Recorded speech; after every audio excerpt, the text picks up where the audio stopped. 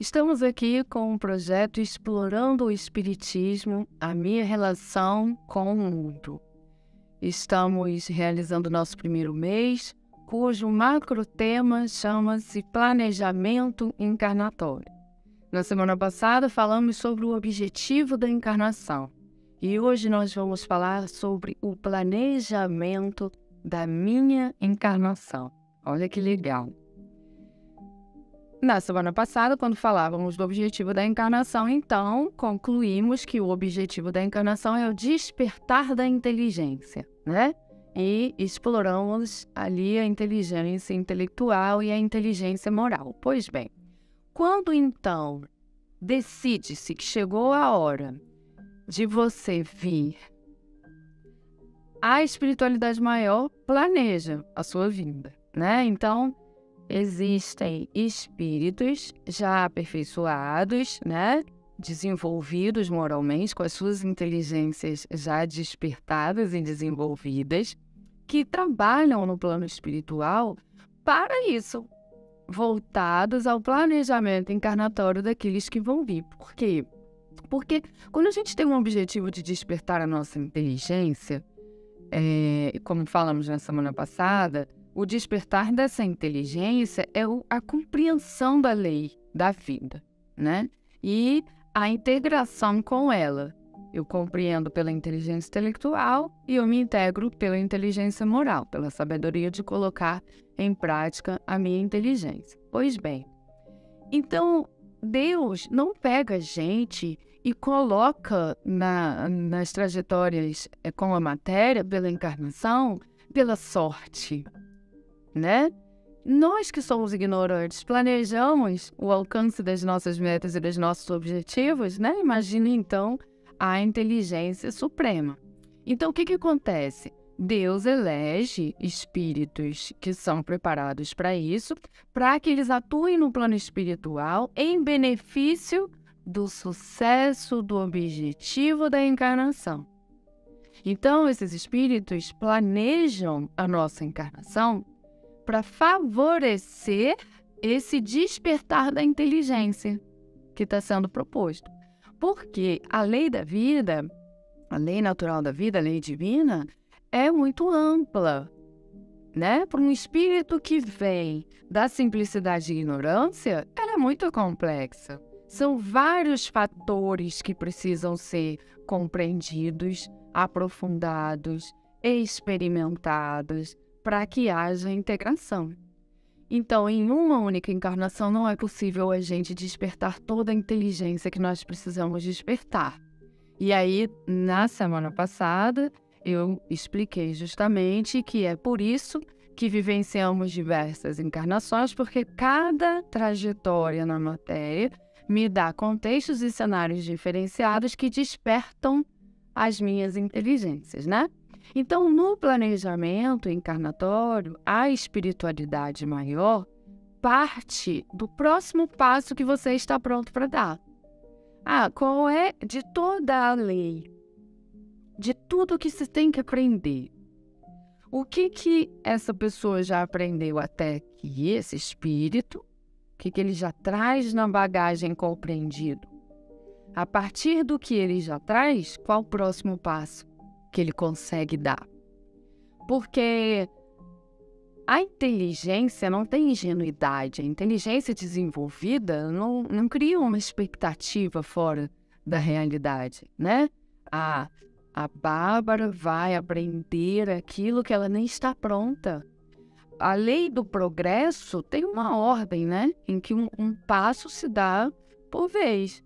Então, quando a gente fala da escola, por exemplo, eu só executo o terceiro ano, tendo concluído e assimilado, compreendido o que eu aprendi no segundo ano. Eu só executo o segundo ano se eu tiver feito o primeiro ano, não é assim? Porque uma base de conhecimento é que me capacita para a absorção de um novo conhecimento. É assim que se dá o despertar da inteligência.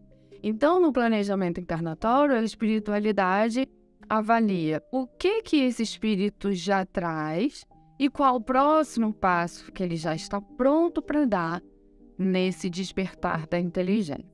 Pois bem, chegamos no próximo passo, ele consegue dar esse passo. Então, a espiritualidade seleciona os elementos que serão foco dessa próxima encarnação. E a partir desse foco definido, é que são elegidos os espíritos que vão receber na família. A condição social, econômica, a aparência física, as leis humanas, né? Que seremos submetidos, a cultura, o lugar, enfim, a espiritualidade arquiteta a sua experiência no mundo físico. Nós podemos participar do planejamento da nossa encarnação, mas essa participação é relativa, porque quanto mais primitivo eu sou, menos capacidade de discernir eu tenho, menos moralidade eu tenho. Então, eu não vou ter condições mesmo, competência para participar de um planejamento encarnatório meu. Eu vou ser irresponsável, eu vou ser imaturo na escolha das minhas experiências, porque eu vou querer viver de prazeres, afinal, eu não estou com a minha moralidade ainda desenvolvida, né? Então, quanto mais primitivo eu sou, menor é a minha liberdade de participar do planejamento encarnatório, o que significa, então, que há espíritos que não participam e há espíritos que participam integralmente junto com essa equipe. Tamanha inteligência moral já despertada e desenvolvida, né? Quanto maior o meu desenvolvimento moral, maior minha capacidade de ser honesto comigo mesmo, né? Então, pois bem, quando decidiu-se que estava na hora de você vir, a espiritualidade maior foi lá, considerando os conhecimentos já desenvolvidos por você, decidiu qual seria o foco dessa próxima encarnação. E aí arquitetou a experiência encarnatória que você teria. Mas precisamos considerar que quando você vem e começa a vivenciar essa experiência, você começa a utilizar da sua liberdade de escolha, do seu livre arbítrio. Então, no planejamento encarnatório, cria-se a arquitetura que você será recebido. E o amigo espiritual que vai te acompanhar na trajetória também é elegido nesse momento, né? Decide-se quem será o seu mentor durante essa encarnação, o seu anjo guardião, né? E aí você vem. Só que quando você vem e começa a viver essa relação com o mundo, você utiliza então do seu livre-arbítrio para fazer escolhas. A partir daí, você vai personalizando a sua trajetória. Porque nós estamos sob a lei de causa e efeito.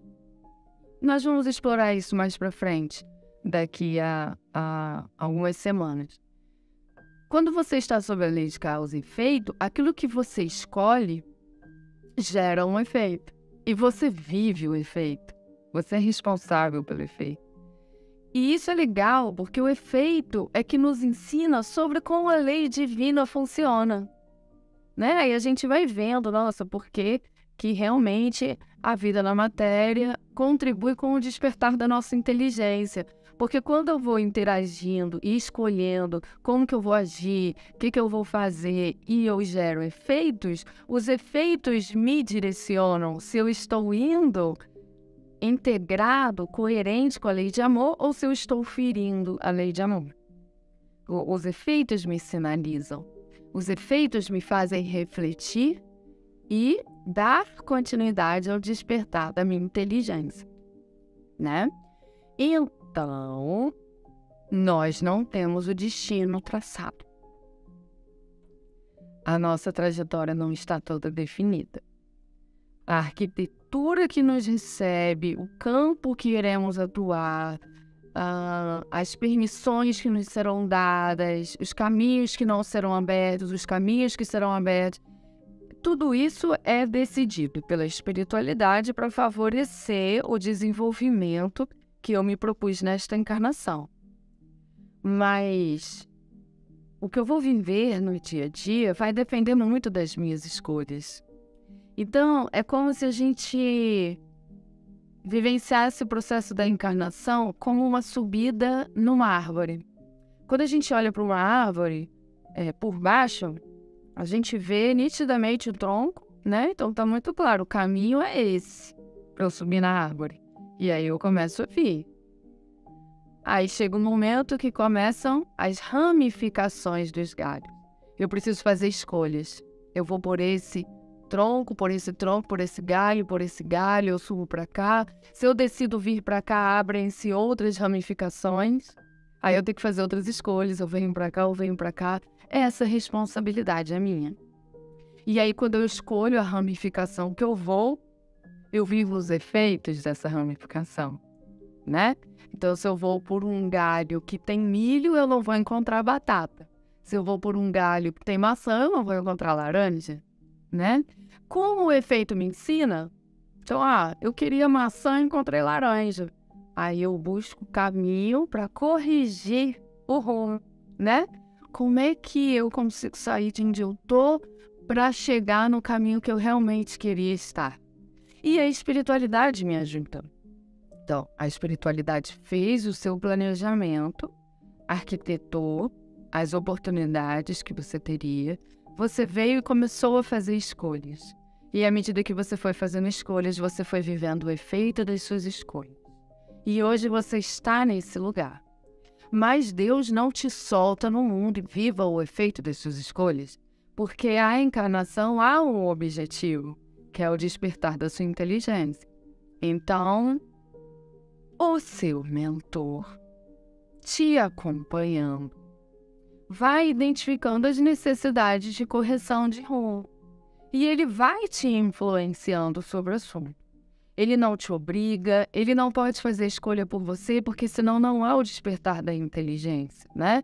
Se você ficar igual um fantoche, fazendo o que seu mentor está falando para você fazer, você não desenvolve a capacidade de raciocinar e de fazer escolhas, né? Então, o mentor não te obriga, não faz a escolha por você, mas ele te influencia, ele te orienta. E ele vai ao plano espiritual buscar recursos, outros mentores, amigos espirituais que venham aqui dialogar com você, oportunidades de proximidade de pessoas ou de experiências que vão te ajudar a refletir e a corrigir.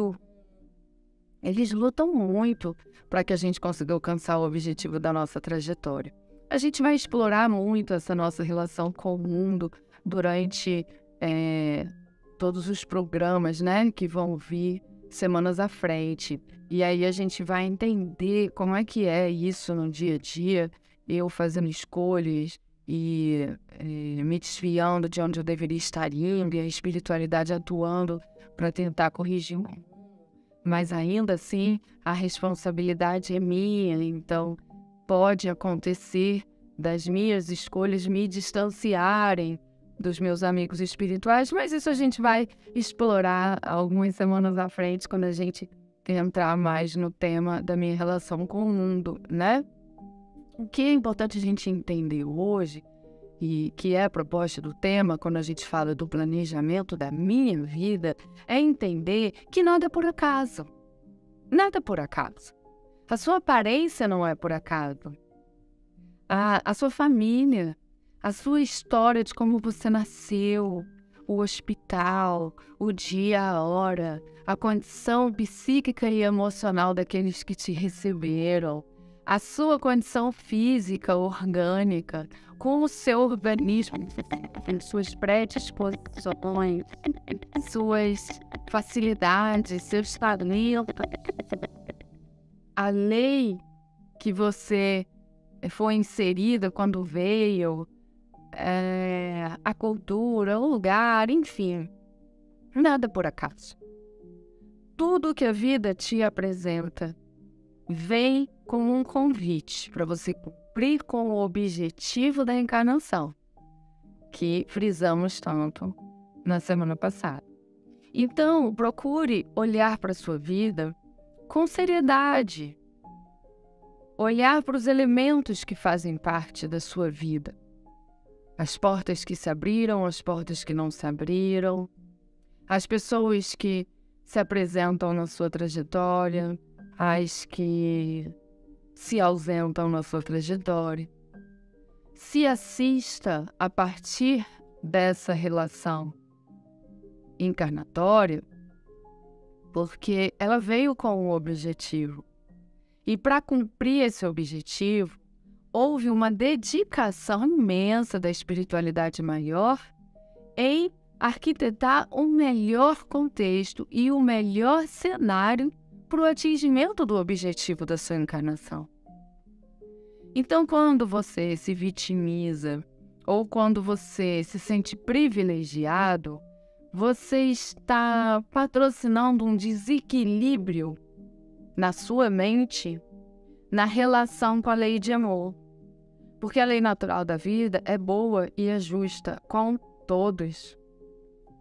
Não foi só a sua encarnação que teve a atenção da espiritualidade maior. Não é só você que tem um anjo guardião. Não é só você que é conduzido pela providência divina. Então, tudo o que nós estamos vivendo tem uma proposta de desenvolvimento. Nem tudo que eu estou vivendo foi planejado ou providenciado por Deus. Muito do que eu vivo é efeito das minhas escolhas hoje, no meu desenvolvimento. Então tomemos cuidado, porque a gente terceiriza muito a responsabilidade. A gente culpa Deus, nosso anjo guardião, a família, a sociedade, as leis.